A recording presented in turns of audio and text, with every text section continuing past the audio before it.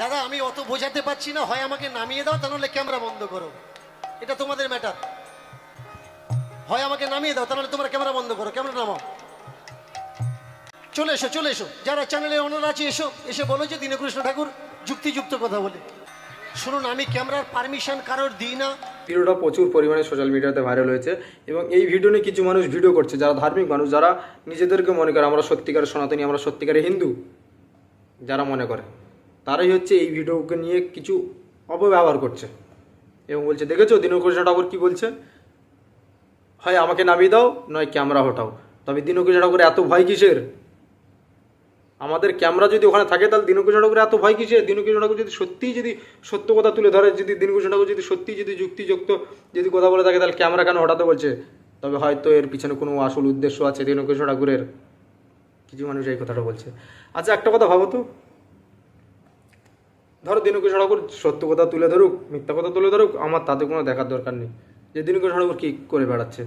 ওটা আপনাদের ব্যক্তিগত ব্যাপার। দীনকৃষ্ণ ঠাকুর সত্য কথা বলে কি যুক্তিযুক্ত কথা বলে, ওটা আপনাদের ব্যক্তিগত ব্যাপার।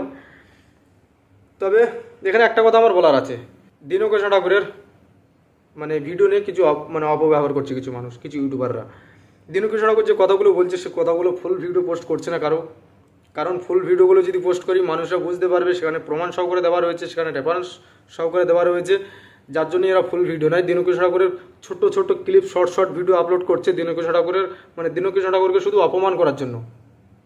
হ্যাঁ, মানুষের মধ্যে একটা বিভ্রান্ত ছড়ানোর জন্য দীনকৃষ্ণ ঠাকুরের ছোট ছোট ক্লিপ এরা নিয়ে ইউজ করছে এবং মানুষকে বিভ্রান্ত করছে যে দেখো আজ দীনকৃষ্ণ ঠাকুরের আসল পরিচয় দেখো। অথচ যে আর যে কথাগুলো বলেছে সে কথাগুলো মানুষের সামনে তুলে ধরছে না, যার জন্যই দীনকৃষ্ণ ঠাকুর ওখানে বলেছে, যদি তোমরা যদি মনে করো যে আমি সত্যি সত্য কথা বলে থাকি বা যুক্তিযুক্ত যদি কথা বলে থাকি, তাহলে তোমরা ক্যামেরার সামনে এসে বলো যে দীনকৃষ্ণ ঠাকুর যুক্তিযুক্ত কথা বলে, তবেই তোমাদেরকে এখানে ক্যামেরা বসার পারমিশন দেবো, নয় তোমরা হটাও, নয় আমি নেমে যাচ্ছি, ব্যাস। এতে খারাপের কি আছে? কিছু মানুষ এই ভিডিওটাকে নিয়ে দীনকৃষ্ণ ঠাকুরকে অপমান করছে এবং আরও বাজে বাজে কথা বলছে। ভাই, এটা যদি তোমার সাথে যদি এই ঘটনাটা যদি ঘটতো, তবে তুমিও ক্যামেরার পারমিশন দিতে না।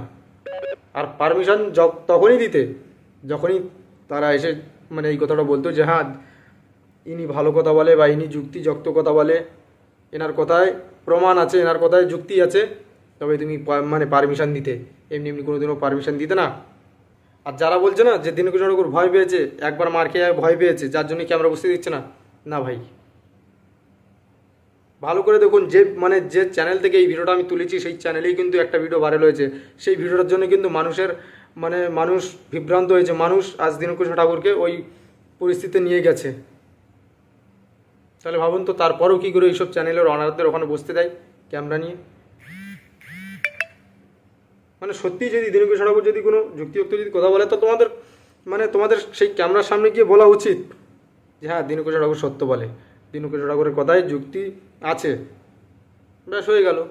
দেখো তোমাদেরকে আমি একটা কথা বলি, যখন দেখবে তুমি কোনো সত্য কথা বলছো, সেই সত্য কথাটাকে কিছু চ্যানেল বা কিছু ইউটিউবাররা, কিছু ফেসবুক ক্রিয়েটাররা দাবানোর চেষ্টা করছে বা দাবিয়ে ভুল একটা ছোট ক্লিপ পোস্ট করার চেষ্টা করবে না, তখন তোমরা নিজেরাই বলবে যে ক্যামেরা হটাও, আমি নিজে হয় নেমে যাব, নয় ক্যামেরা হটাও। এই কথাটা তোমরাও নিজেরাও বলবে যখন তোমাদের সত্যটাকে চাপা দিয়ে একটা মিথ্যে একটা ছোট একটা ক্লিপ পোস্ট করে মানুষকে বিভ্রান্ত করবে যখন।